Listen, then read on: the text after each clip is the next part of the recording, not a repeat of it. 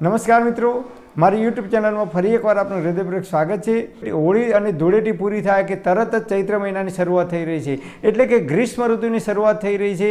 તો ગ્રીષ્મ ઋતુની અંદર આપણે કેટલાક નિયમોનું પાલન કરવાનું છે। 8 નિયમો જે આપણા આયુર્વેદની અંદર આપણા ઋષિમુનિઓએ બતાવે છે, અને એ 8 નિયમોનું જો આપણે પાલન કરીશું ચુસ્ત રીતે, તો ગ્રીષ્મ ઋતુની અંદર જેટલી પણ બીમારીઓ થાય છે, 40 પ્રકારની બીમારીઓ બતાવી છે આયુર્વેદની અંદર, એ તમામ પ્રકારની બીમારીઓથી આપણે બચી શકીશું।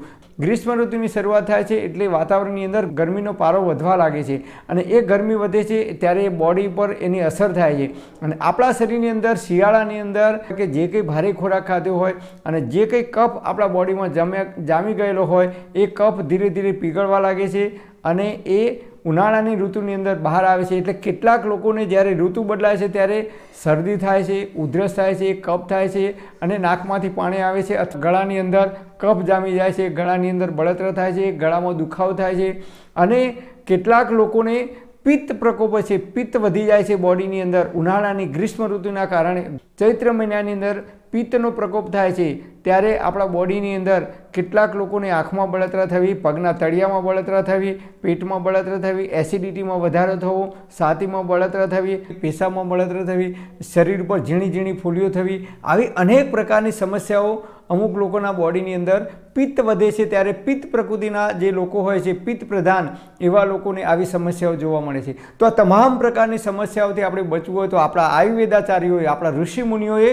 કેટલાક નિયમો બતાવે છે, એ નિયમોને આપણે પાલન કરીશું। તો કયા નિયમ છે? તો નિયમ નંબર 1, સૌથી પહેલાં તો ચૈત્ર મહિનાની શરૂઆત થાય એટલે કે હોળી અને ધૂળેટી પછી તરત આપણે લીમડાના કડવા પાન આપણે ખાવાના છે। કેટલા ખાવાના છે? ઓછામાં ઓછા 5 કડવા લીમડાના પાન લાવી અને એને વાટી એની ચટણી બનાવી, અથવા તમારી પાસે ટાઈમ ના હોય તો કડવા લીમડાના પાન 5 લઈ અને મોઢામાં મૂકી સવારે ઉઠીને તરત ભૂખ્યા પેટે નરણા કોઠે ખૂબ ચાવીને ખાઈ જવાના, અને ચોથા ભાગની ચમચી હળદર લેવાની અને અડધો ગ્લાસ ઉંફાળું પાણી લેવાનું, એમાં નાખી અને હળદર એ ઘૂંટે ધીમે ધીમે પી જવાનું।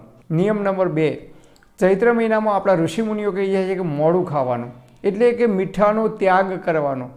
તમે જુઓ, ઘણા બધા લોકો ચૈત્રી નવરાત્રિની ઉપવાસ કરે છે એટલે મોડું ખાય છે, મીઠા વગરનું ભોજન કરે છે।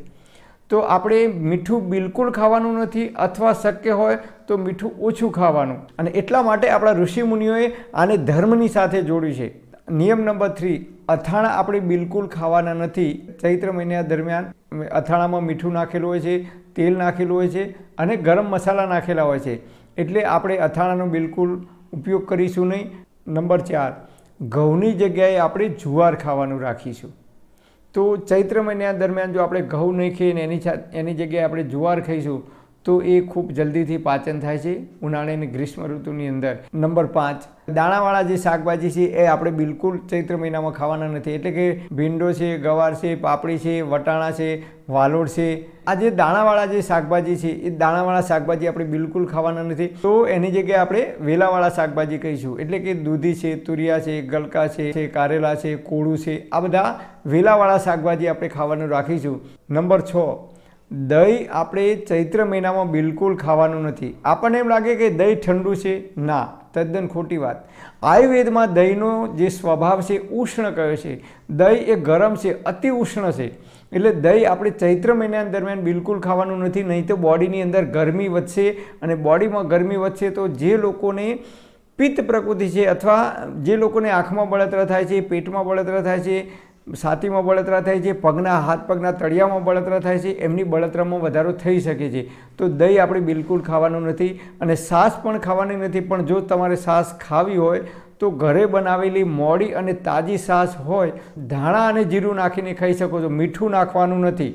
બપોરે લઈ શકો છો, બપોર પછી લેવાની નથી, એટલે કે સાંજે રાત્રે લેવાની નથી। નંબર 8 અને છેલ્લો, હવે આપણે કયા ફ્રૂટ ખાવાના? ચૈત્ર મહિના દરમિયાન આપણે ટેટી ખાવાની છે, તરબૂચ ખાવાનું છે, રાયણ આવશે તો રાયણ ખાવાની છે, અને શેરડીનો રસ આવે તો શેરડીનો રસ પણ આપણે પીવાનો છે। તો આપણે ખાટા, ખારા અને તેલવાળા પદાર્થો, એટલે કે તળેલા પદાર્થો છે, સમોસા છે, કચોરી છે, જે કંઈ તળેલા પદાર્થો છે એ તળેલા પદાર્થોનું બિલકુલ ઓછું સેવન કરીશું, અથવા બિલકુલ બંધ કરી દઈશું ગ્રીષ્મ ઋતુ દરમિયાન, માત્ર ચૈત્ર મહિના દરમિયાન।